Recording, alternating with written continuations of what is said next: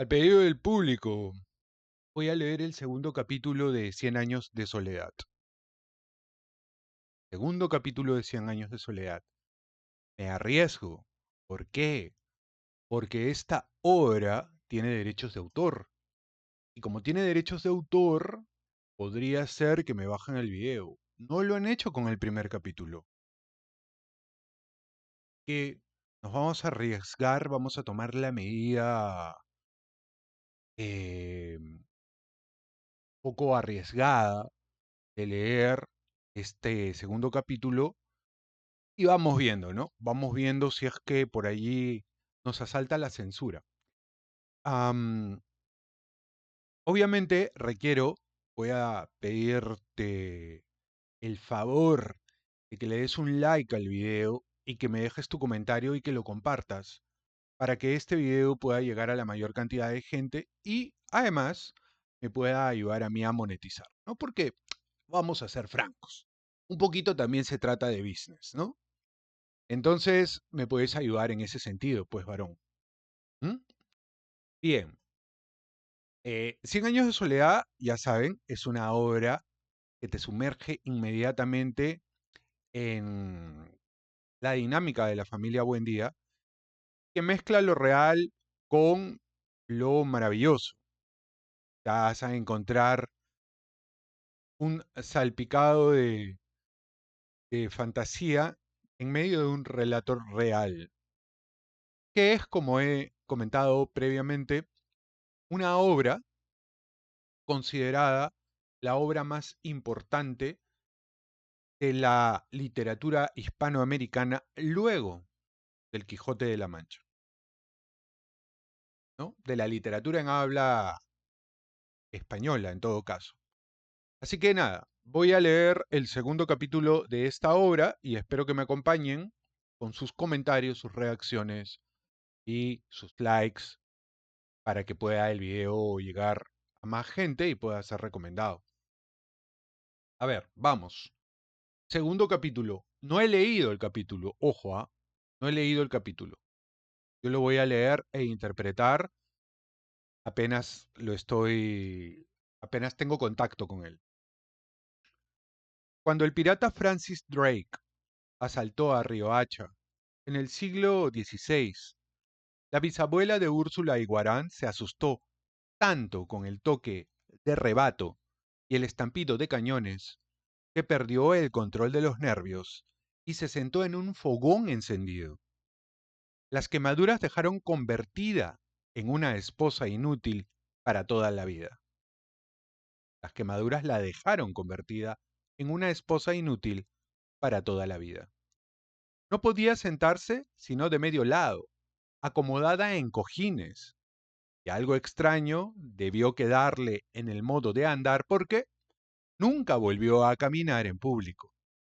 Renunció a toda clase de hábitos sociales, obsesionada por la idea de que su cuerpo despedía un olor a chamusquina. El alba la sorprendía en el patio sin atreverse a dormir porque soñaba que los ingleses, con sus feroces perros de asalto, se metían por la ventana del dormitorio y la sometían a vergonzosos tormentos con hierros al rojo vivo. Su marido, un comerciante aragonés con quien tenía dos hijos, se gastó media tienda en medicinas y entretenimientos buscando la manera de aliviar sus terrores. Por último, liquidó el negocio y llevó a la familia a vivir lejos del mar, en una ranchería de indios pacíficos situada en las estribaciones de la sierra, donde le construyó a su mujer un dormitorio sin ventanas para que no tuvieran por dónde entrar los piratas de sus pesadillas. En la escondida ranchería vivía, de mucho tiempo atrás, un criollo cultivador de tabaco, don José Arcadio Buendía, con quien el bisabuelo de Úrsula estableció una sociedad tan productiva que en pocos años hicieron fortuna. Varios siglos más tarde, el tataranieto del criollo se casó con la tataranieta del aragonés. Por eso, cada vez que Úrsula se salía de casillas con las locuras de su marido, saltaba por encima de 300 años de casualidades y maldecía la hora en que Francis Drake asaltó a Riohacha. Era un simple recurso de desahogo porque, en verdad, estaban ligados hasta la muerte por un vínculo más sólido que el amor, un común remordimiento de conciencia. Eran primos entre sí, habían crecido juntos en la antigua ranchería que los antepasados de ambos transformaron con su trabajo y sus buenas costumbres en uno de los mejores pueblos de la provincia. Aunque su matrimonio era previsible desde que vinieron al mundo, cuando ellos expresaron la voluntad de casarse, sus propios parientes trataron de impedirlo. Tenían el temor de que aquellos saludables cabos de dos razas secularmente entrecruzadas pasaran por la vergüenza de engendrar iguanas. Ya existía un precedente tremendo. Una tía de Úrsula, casada con un tío de José Arcadio Buendía, tuvo un hijo que pasó toda la vida con unos pantalones englobados y flojos, y que murió desangrado después de haber vivido 42 años en el más puro estado de virginidad, porque nació y creció con una cola cartilaginosa en forma de tirabuzón y con una escobilla de pelos en la punta. Una cola de cerdo que no se dejó ver nunca de ninguna mujer y que le costó la vida cuando un carnicero amigo le hizo el favor de cortársela con una hachuela de destazar. José Arcadio Buendía, con la ligereza de sus 19 años, resolvió el problema con una sola frase. No me importa tener cochinitos siempre que puedan hablar. Así que se casaron con una fiesta de banda y cohetes que duró 3 días. Hubieran sido felices desde entonces si la madre de Úrsula no la hubiera aterrorizado con toda clase de pronósticos siniestros sobre su descendencia hasta el extremo de conseguir que rehusara consumar el matrimonio. Temiendo que el corpulento y voluntarioso marido la violara dormida, Úrsula se ponía antes de acostarse un pantalón rudimentario que su madre le fabricó con lona de velero y reforzado con un sistema de correas entrecruzadas que se cerraba por delante con una gruesa hebilla de hierro. Así estuvieron varios meses. Durante el día él pastoreaba sus gallos de pelea y ella bordaba en bastidor con su madre. Durante la noche forcejeaban varias horas con una ansiosa violencia que ya parecía un sustituto del acto de amor, hasta que la intuición popular olfateó que algo irregular estaba ocurriendo y soltó el rumor de que Úrsula seguía virgen un año después de casada, porque su marido era impotente. José Arcadio Buendía fue el último que conoció el rumor. Ya ves, Úrsula, lo que anda diciendo la gente, le dijo a su mujer con mucha calma. Déjalos que hablen, dijo ella. Nosotros sabemos que no es cierto. De modo que la situación siguió igual por otros 6 meses, hasta el domingo trágico en que José Arcadio Buendía le ganó una pelea de gallos a Prudencio Aguilar. Furioso, exaltado por la sangre de su animal, el perdedor se apartó de José Arcadio Buendía para que toda la gallera pudiera oír lo que iba a decirle. Te felicito, gritó, a ver si por fin ese gallo le hace el favor a tu mujer. José Arcadio Buendía, sereno, recogió su gallo. Vuelvo enseguida, dijo a todos y luego a Prudencio Aguilar. Y tú anda a tu casa y ármate, porque te voy a matar. 10 minutos después volvió con la panza cebada de su abuelo. En la puerta de la gallera, donde se había concentrado medio pueblo, Prudencio Aguilar lo esperaba. No tuvo tiempo de defenderse. La lanza de José Arcadio Buendía, arrojada con la fuerza de un toro y con la misma dirección certera, con que el primer Aureliano Buendía exterminó a los tigres de la región, le atravesó la garganta. Esa noche, mientras se velaba el cadáver en la gallera, José Arcadio Buendía entró en el dormitorio cuando su mujer se estaba poniendo el pantalón de castidad.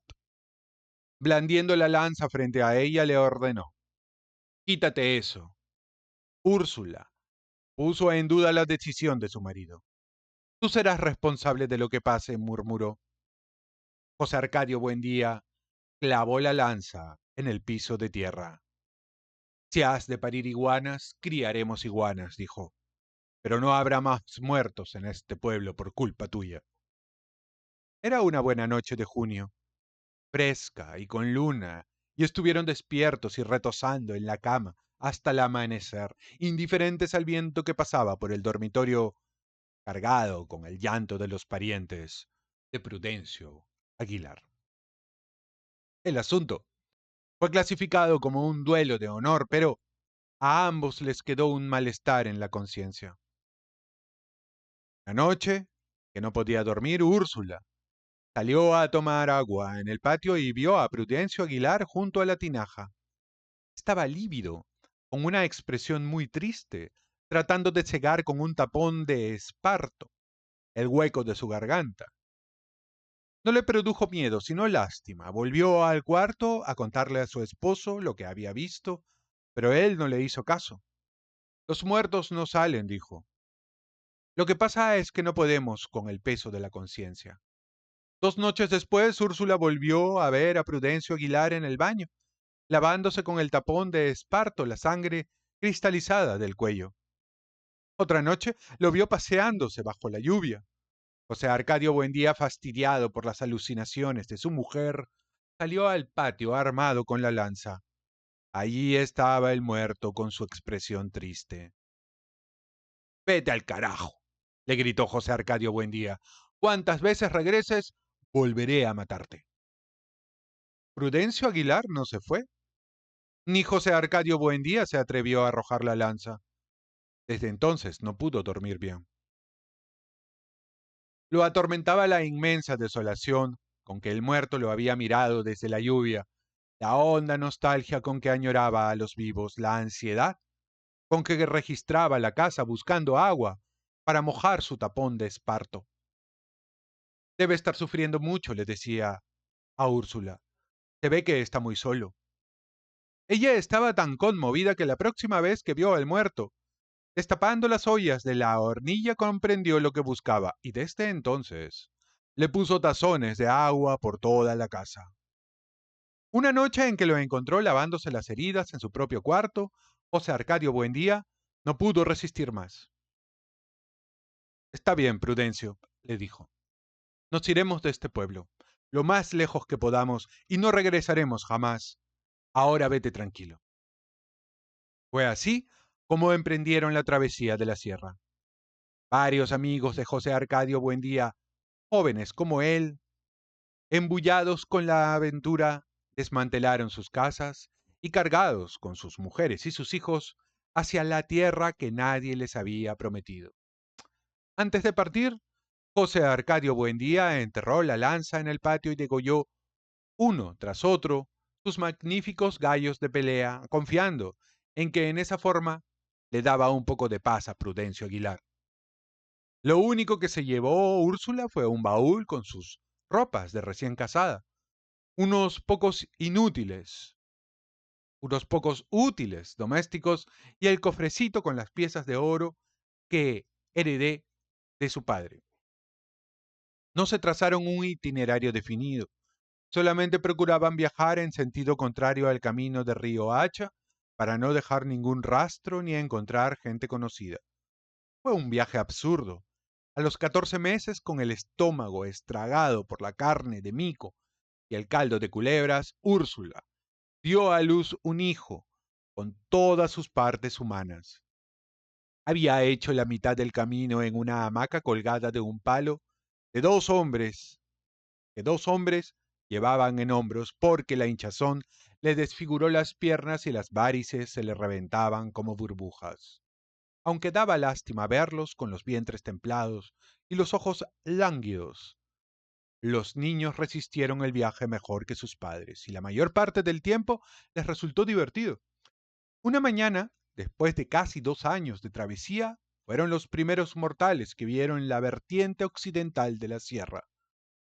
Desde la cumbre nublada contemplaron la inmensa llanura acuática de la Ciénaga Grande, explayada hasta el otro lado del mundo.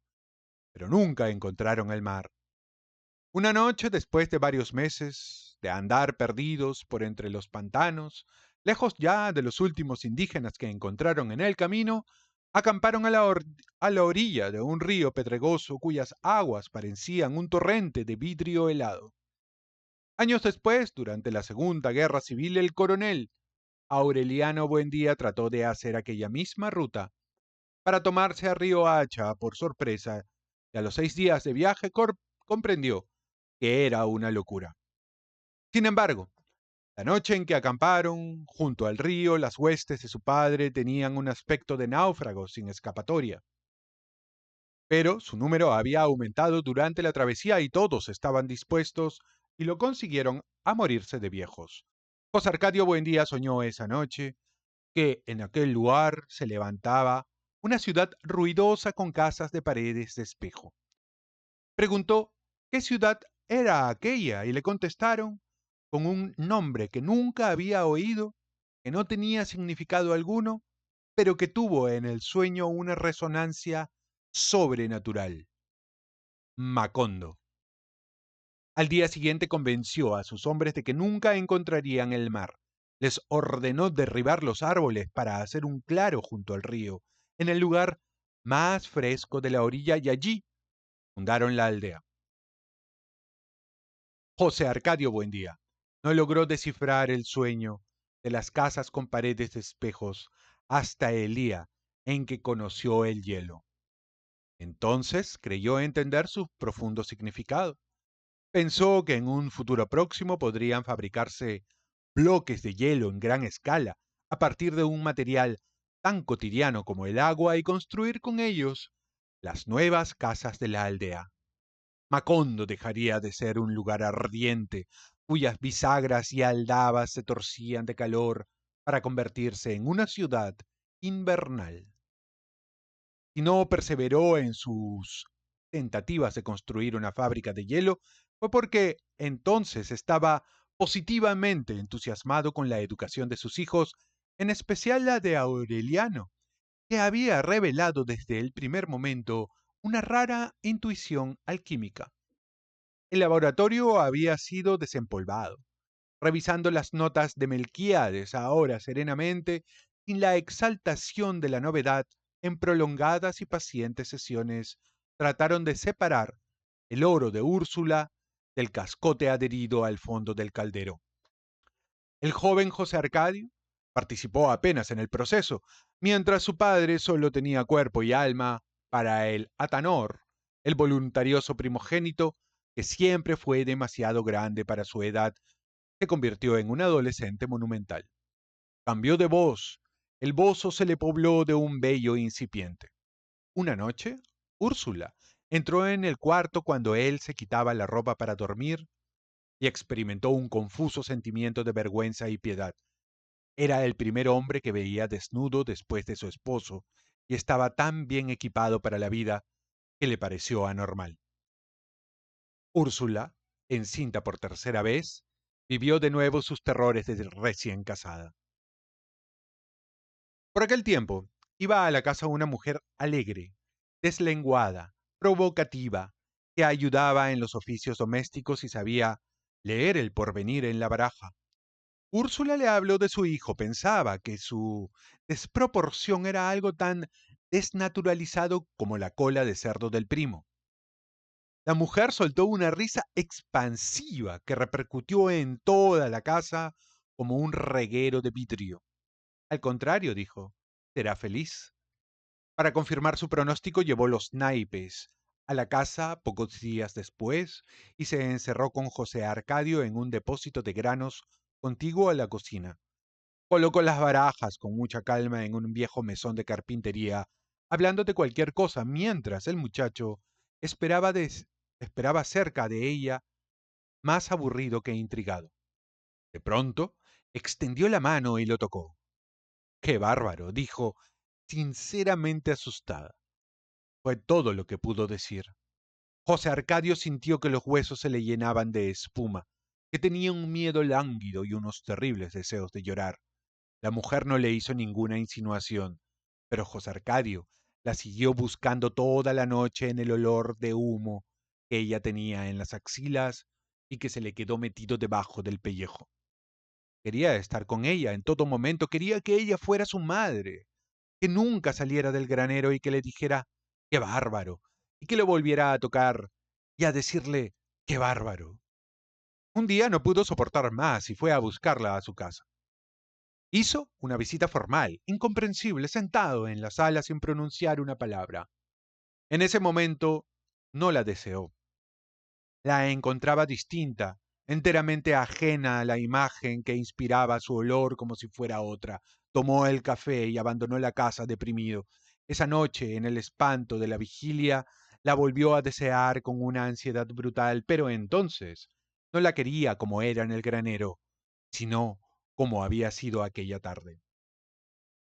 Días después, de un modo intempestivo, la mujer lo llamó a su casa, donde estaba sola con su madre, y lo hizo entrar en el dormitorio con el pretexto de enseñarle un truco de barajas. Entonces, lo tocó con tanta libertad que él sufrió una desilusión después del estremecimiento inicial y experimentó más miedo que placer. Ella le pidió que esa noche fuera a buscarla. Él estuvo de acuerdo por salir del paso, sabiendo que no sería capaz de ir, pero esa noche la cama ardiente comprendió que tenía que ir a buscarla, aunque no fuera capaz. Se vistió a tientas, oyendo en la oscuridad la reposada respiración de su hermano, la tos seca de su padre en el cuarto vecino, el asma de las gallinas en el patio, el zumbido de los mosquitos, el bombo de su corazón y el desmesurado bullicio del mundo que no había advertido hasta entonces, y salió a la calle dormido. Deseaba de todo corazón que la puerta estuviera atrancada y no simplemente ajustada como ella le había prometido, pero estaba abierta. La empujó con la punta de los dedos y los goznes soltaron un quejido lúgubre y articulado que tuvo una resonancia helada en sus entrañas. Desde el instante que entró de medio lado y tratando de no hacer ruido, sintió el olor. Todavía estaba en la salita donde los tres hermanos de la mujer colgaban las hamacas en posiciones que él ignoraba, que no podía determinar en las tinieblas, así que le faltaba atravesarlas a tientas, empujar la puerta del dormitorio, orientarse allí de tal modo que no fuera a equivocarse de cama. Lo consiguió. Tropezó con los hicos de las hamacas, que estaban más bajas de lo que él había supuesto, y un hombre que roncaba hasta entonces se revolvió en el sueño y dijo con una especie de desilusión: era miércoles. Cuando empujó la puerta del dormitorio, no pudo impedir que raspara el desnivel del piso. De pronto, en la oscuridad absoluta, comprendió, con una irremediable nostalgia, que estaba completamente desorientado. En la estrecha habitación dormían la madre, otra hija con el marido y dos niños, y la mujer, que tal vez no lo esperaba. Habría podido guiarse por el olor si el olor no hubiera estado en toda la casa tan engañoso y al mismo tiempo tan definido como había estado siempre en su pellejo. Permaneció inmóvil un largo rato preguntándose asombrado cómo había hecho para llegar a ese abismo de desamparo, cuando una mano con todos los dedos extendidos que tanteaba en las tinieblas le tropezó la cara. No se sorprendió, porque sin saberlo lo había estado esperando. Entonces se confió a aquella mano y en un terrible estado de agotamiento se dejó llevar hasta un lugar sin formas, donde le quitaron la ropa y lo zarandearon como un costal de papas y lo voltearon al derecho y al revés en una oscuridad insondable en la que le sobraban los brazos, donde ya no olía más a mujer, sino a amoníaco, y donde trataba de acordarse del rostro de ella y se encontraba con el rostro de Úrsula, confusamente consciente de que estaba haciendo algo que desde hacía mucho tiempo deseaba que se pudiera hacer, pero que nunca se había imaginado que en realidad se pudiera hacer, sin saber cómo lo estaba haciendo porque no sabía dónde estaban los pies y dónde la cabeza, ni los pies de quién ni la cabeza de quién, sintiendo que no podía resistir más el rumor glacial de sus riñones y el aire de sus tripas, y el miedo y el ansia atolondrada de huir, y al mismo tiempo de quedarse para siempre en aquel silencio exasperado y aquella soledad espantosa. Se llamaba Pilar Ternera. Perdón. Había formado parte del éxodo que culminó con la fundación de Macondo, arrastrada por su familia para separarla del hombre que la violó a los 14 años, siguió amándola hasta los 22, pero que nunca se decidió a hacer pública la situación porque era un hombre ajeno. Le prometió seguirla hasta el fin del mundo, pero más tarde, cuando arreglara sus asuntos y ella se había cansado de esperarlo, identificándolo siempre con los hombres altos y bajos, rubios y morenos, que las barajas le prometían por los caminos de la tierra y los caminos del mar, para dentro de 3 días, 3 meses o 3 años. Había perdido en la espera la fuerza de los muslos, la dureza de los senos, el hábito de la ternura, pero conservaba intacta la locura del corazón. Trastornado por aquel juguete prodigioso, José Arcadio buscó su rastro todas las noches a través del laberinto del cuarto. En cierta ocasión encontró la puerta atracada y tocó varias veces, sabiendo que si había tenido el resto de tocar la primera vez, tenía que tocar hasta la última. Y al cabo de una espera interminable, ella le abrió la puerta. Durante el día, derrumbándose de sueño, gozaba en secreto con los recuerdos de la noche anterior. Pero cuando ella entraba en la casa, alegre, indiferente, dicharachera, él no tenía que hacer ningún esfuerzo para disimular su tensión por aquella mujer cuya risa explosiva espantaba a las palomas. No tenía nada que ver con el poder invisible que lo enseñaba a respirar hacia adentro y a controlar los golpes del corazón, y le había permitido entender por qué los hombres le tienen miedo a la muerte. Estaba tan ensimismado que ni siquiera comprendió la alegría de todos cuando su padre y su hermano alborotaron la casa con la noticia de que habían logrado vulnerar el cascote metálico y separar el oro de Úrsula.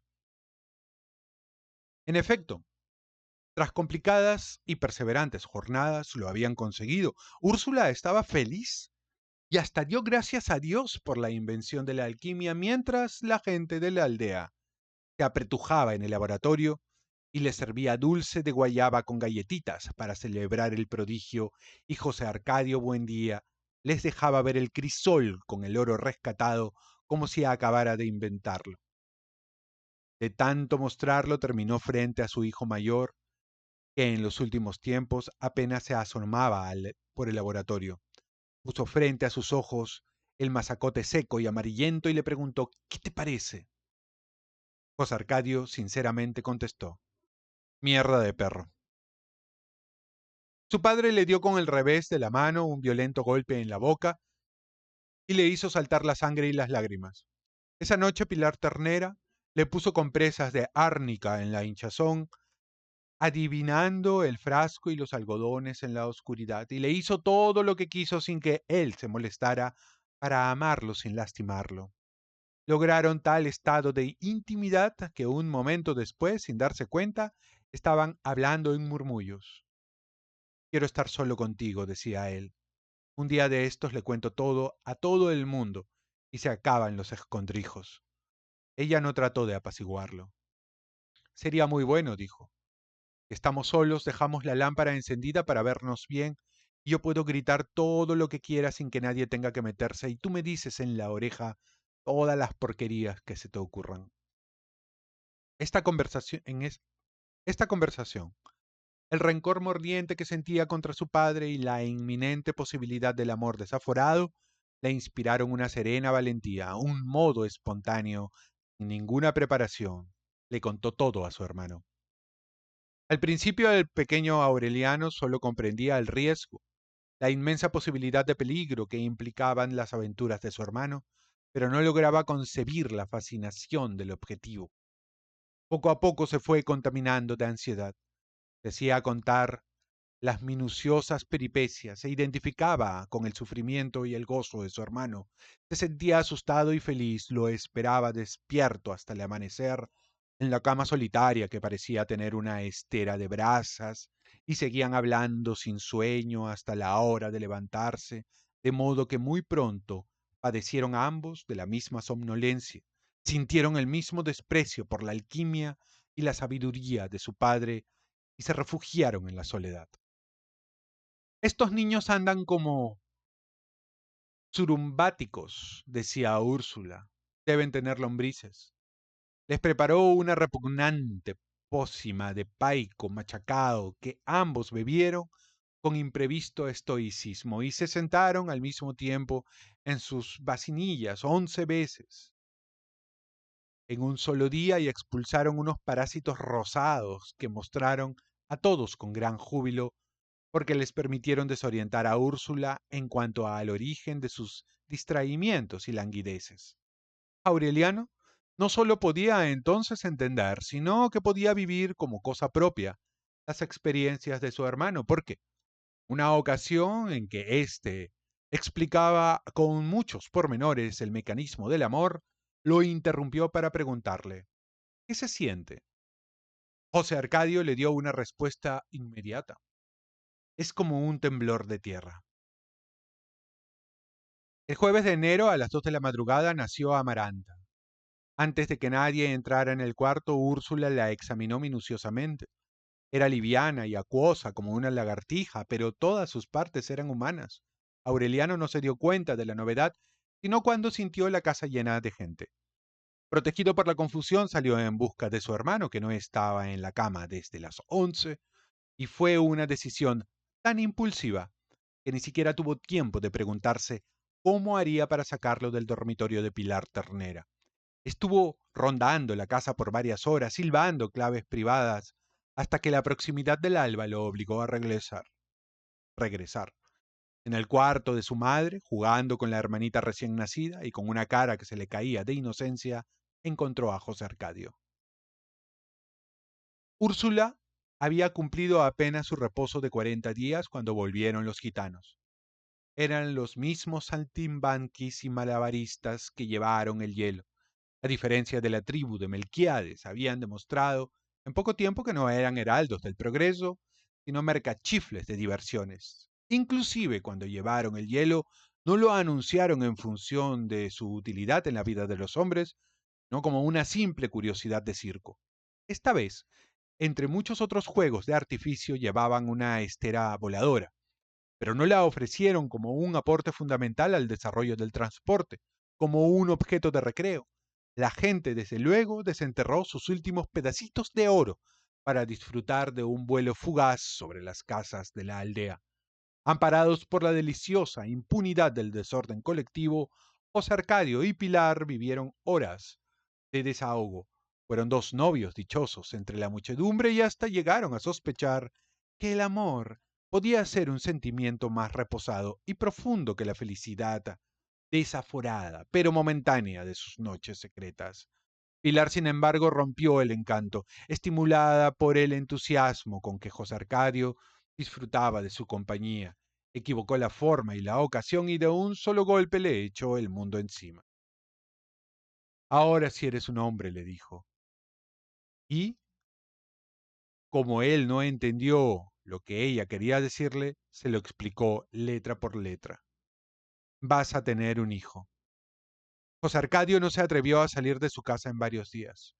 Le bastaba con escuchar la risotada trepidante de Pilar en la cocina para correr a refugiarse en el laboratorio donde los artefactos de alquimia habían revivido con la bendición de Úrsula.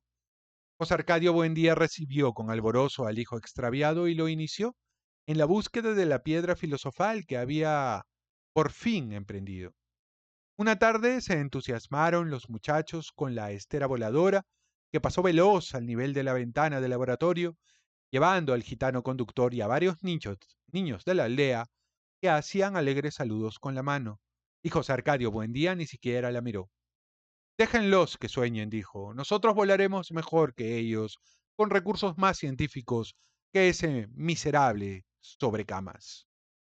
A pesar de su fingido interés, José Arcadio no entendió nunca los poderes del huevo filosófico, que simplemente le parecía un frasco mal hecho. No lograba escapar de su preocupación, perdió el apetito y el sueño, sucumbió al mal humor, igual que su padre ante el fracaso de alguna de sus empresas, y fue tal su trastorno que el propio José Arcadio Buendía lo relevó de sus deberes en el laboratorio, creyendo que había tomado la alquimia demasiado a pecho. Aureliano, supuesto, comprendió que la aflicción del hermano no tenía origen en la búsqueda de la piedra filosofal, pero no consiguió arrancarle una confidencia. Había perdido su antigua espontaneidad. De cómplice y comunicativo se hizo hermético y hostil, ansioso de soledad, moribundo por un virulento rencor contra el mundo. Una noche abandonó la cama, como de costumbre, pero no fue a casa de Pilar Ternera, sino a confundirse con el tumulto de la feria. Después de deambular por entre toda suerte de máquinas de artificio, sin interesarse por ninguna, se fijó en algo que no estaba en juego. Una gitana muy joven, casi una niña, agobiada de abalorios, la mujer más bella que a José Arcadio había visto en su vida. Estaba entre la multitud que presenciaba el triste espectáculo del hombre que se convirtió en víbora por desobedecer a sus padres. José Arcadio no puso atención. Mientras se desarrollaba el triste interrogatorio del hombre víbora, se había abierto paso por entre la multitud hasta la primera fila en que se encontraba la gitana y se había detenido detrás de ella. Se apretó contra sus espaldas. La muchacha trató de separarse, pero José Arcadio se apretó con más fuerza contra sus espaldas. Entonces ella lo sintió.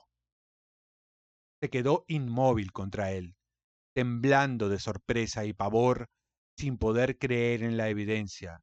Y por último, volvió la cabeza y lo miró con una sonrisa trémula. En ese instante, los dos gitanos metieron al hombre víbora en su jaula y la llevaron al interior de la tienda.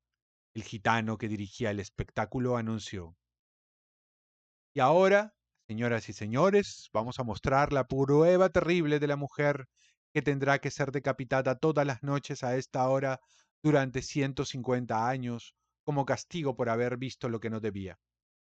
José Arcadio y la muchacha no presenciaron la decapitación. Fueron a la carpa de ella, donde se benzaron con una ansiedad desesperada mientras se iban quitando la ropa. La gitana se deshizo de sus corpiños superpuestos, de sus numerosos pollerines de encaje almidonado, de su inútil corsé alambrado, de su carga de abalorios y quedó prácticamente convertida en nada. Era una ranita lánguida de senos incipientes y piernas tan delgadas que no le ganaban en diámetro a los brazos de José Arcadio, que tenía una decisión y un calor que compensaban su fragilidad. Sin embargo, José Arcadio no podía responderle porque estaba en una especie de carpa pública, por donde los gitanos pasaban con sus cosas de circo y arreglaban sus asuntos, y hasta se demoraban junto a la cama a echar una partida de dados. La lámpara colgaba en la vara central, iluminaba todo el ámbito. En una pausa de las caricias, José Arcadio se estiró desnudo en la cama sin saber qué hacer, mientras la muchacha trataba de alentarlo. Una gitana de carnes espléndidas entró poco después, acompañada de un hombre que no hacía parte de la farándula, pero que tampoco era de la aldea, y ambos empezaron a desvestirse frente a la cama. Sin proponérselo, la mujer miró a José Arcadio y examinó con una especie de fervor patético su magnífico animal en reposo. Muchacho, exclamó, que Dios te la conserve. La compañera de José Arcadio les pidió que los dejaran tranquilos y la pareja se acostó en el suelo, muy cerca de la cama. La pasión de los otros despertó la fiebre de José Arcadio. Al primer contacto, Los huesos de la muchacha parecieron desarticularse con un crujido desordenado como el de un fichero de dominó, y su piel se deshizo en un sudor pálido y sus ojos se llenaron de lágrimas y todo su cuerpo exhaló un lamento lúgubre y un vago olor de lodo. Pero soportó el impacto con una firmeza de carácter y una valentía admirables. José Arcadio se sintió entonces levantado en vilo hacia un estado de inspiración seráfica, donde su corazón se desbarató en un manantial de obscenidades tiernas que le entraban a la muchacha por los oídos y le salían por la boca, traducidas a su idioma. Era jueves, la noche del sábado. José Arcadio se amarró un trapo rojo en la cabeza y se fue con los gitanos. Cuando Úrsula descubrió su ausencia, lo buscó por toda la aldea. En el desmantelado campamento de los gitanos no había más que un reguero de desperdicios, las cenizas todavía humeantes de los fogones apagados. Alguien que andaba por ahí buscando abalorios entre la basura le dijo a Úrsula que la noche anterior había visto a su hijo en el tumulto de la farándula, empujando una carretilla con la jaula del hombre víbora. Se metió de gitano, le gritó ella a su marido, quien no había dado la menor señal de alarma ante la desaparición. Ojalá fuera cierto, dijo José Arcadio Buendía, machacando en el mortero la materia 1000 veces machacada y recalentada y vuelta a machacar. Así aprenderá a ser hombre. Úrsula preguntó por dónde se habían ido los gitanos, siguió preguntando en el camino que le indicaron, y creyendo que todavía tenía tiempo de alcanzarlos, siguió alejándose de la aldea hasta que tuvo conciencia de estar tan lejos que ya no pensó en regresar. José Arcadio Buendía no descubrió la falta de su mujer, sino a las 8 de la noche, cuando dejó la materia recalentándose en una cama de estiércol y fue a ver qué le pasaba a la pequeña Amaranta, que estaba ronca de llorar. En pocas horas reunió un grupo de hombres bien equipados, puso a Amaranta en manos de una mujer que se ofreció para amamantarla, y se perdió por senderos invisibles en pos de Úrsula. Aureliano los acompañó. Unos pescadores indígenas, cuya lengua desconocían, les indicaron por señas al amanecer que no habían visto pasar a nadie. Al cabo de 3 días de búsqueda inútil, regresaron a la aldea. Durante varias semanas, José Arcadio Buendía se dejó vencer por la consternación. Se ocupaba como una madre de la pequeña Amaranta. La bañaba y cambiaba de ropa. La llevaba a ser amamantada 4 veces al día y hasta le cantaba en la noche las canciones que Úrsula nunca supo cantar. En cierta ocasión, Pilar Ternera se ofreció para hacer los oficios de la casa mientras regresaba Úrsula. Aureliano, cuya misteriosa intuición se había sensibilizado en la desdicha, experimentó un fulgor de clarividencia al verla entrar. Entonces supo que de algún modo inexplicable ella tenía la culpa de la fuga de su hermano y la consiguiente desaparición de su madre, y la acosó de tal modo con una callada e implacable hostilidad que la mujer no volvió a la casa. El tiempo puso las cosas en su puesto.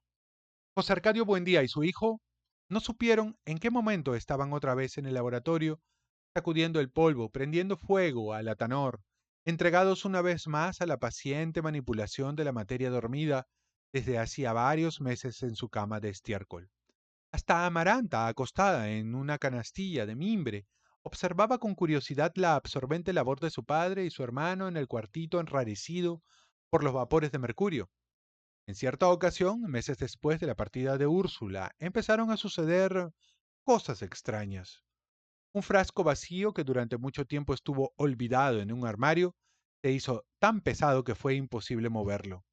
Una cazuela de agua colocada en la mesa de trabajo hirvió sin fuego durante media hora hasta evaporarse por completo. José Arcadio Buendía y su hijo observaban aquellos fenómenos con asustado alborozo, sin lograr explicárselos, pero interpretándolos como anuncios de la materia. Un día la canastilla de Amaranta empezó a moverse con un impulso propio y dio una vuelta completa en el cuarto ante la consternación de Aureliano, que se apresuró a detenerla. Pero su padre no se alteró, puso la canastilla en su puesto y la amarró a la pata de una mesa, convencido de que el acontecimiento esperado era inminente. Fue en esa ocasión cuando Aureliano le oyó decir: si no temes a Dios, témele a los metales. De pronto, casi 5 meses después de su desaparición, volvió Úrsula. Llegó exaltada, rejuvenecida, con ropas nuevas, de un estilo desconocido en la aldea. José Arcadio Buendía apenas si pudo resistir el impacto. Era esto, gritaba. Yo sabía que iba a ocurrir. Y lo creía de veras, porque en sus prolongados encierros, mientras manipulaba la materia, rogaba en el fondo de su corazón que el prodigio esperado no fuera el hallazgo de la piedra filosofal, ni la liberación del soplo que hace vivir los metales, ni la facultad de convertir el oro en oro las bisagras y cerraduras de la casa, sino lo que ahora había ocurrido, el regreso de Úrsula. Pero ella no compartía su alborozo. Le dio un beso convencional, como si no hubiera estado ausente más de una hora, y le dijo: asómate a la ventana. José Arcadio Buendía no tardó mucho tiempo para restablecerse la perplejidad cuando salió a la calle y vio la muchedumbre. No eran gitanos, eran hombres y mujeres como ellos, de cabellos lacios y piel parda, que hablaban su misma lengua y se lamentaban de los mismos dolores. Traían mulas cargadas de cosas de comer, carretas de bueyes con muebles y utensilios domésticos, puros y simples accesorios terrestres puestos en venta, sin aspavientos por los mercachifles de la realidad cotidiana. Venían del otro lado de la ciénaga, a solo 2 días de viaje, donde habían pueblos que recibían el correo todos los meses y conocían las máquinas del bienestar. Úrsula no había alcanzado a los gitanos, pero encontró la ruta que su marido no pudo descubrir en su frustrada búsqueda de los grandes inventos. Muy bien, hemos concluido el capítulo número 2 de nuestro libro 100 años de soledad. Bien, aquí seguimos avanzando en la historia principal y nos adentramos a la psicología de Úrsula, del hijo de Úrsula y del resto de los Buendía. Vemos la cantidad de detalles que utiliza García Márquez para tratar de explicarnos cada una de las fases de la genealogía de los Buendía, cada una de las motivaciones que ellos tienen, esta obsesión con la alquimia heredada, legada de Melquiades, ¿no? Ya me dirán ustedes en los comentarios qué les ha parecido, qué les ha suscitado, qué les ha motivado este capítulo. El giro un poco que tiene Úrsula, porque muy al inicio parecía y aparecía un poco tímida, más bien. Sin embargo, sin embargo, también es cierto de que ahora tiene un rol más protagónico, porque ha logrado lo que el marido no pudo lograr, que es encontrar esta famosa ruta de los pueblos al otro lado de la ciénaga, que más bien disfrutaban de las bondades de la modernidad.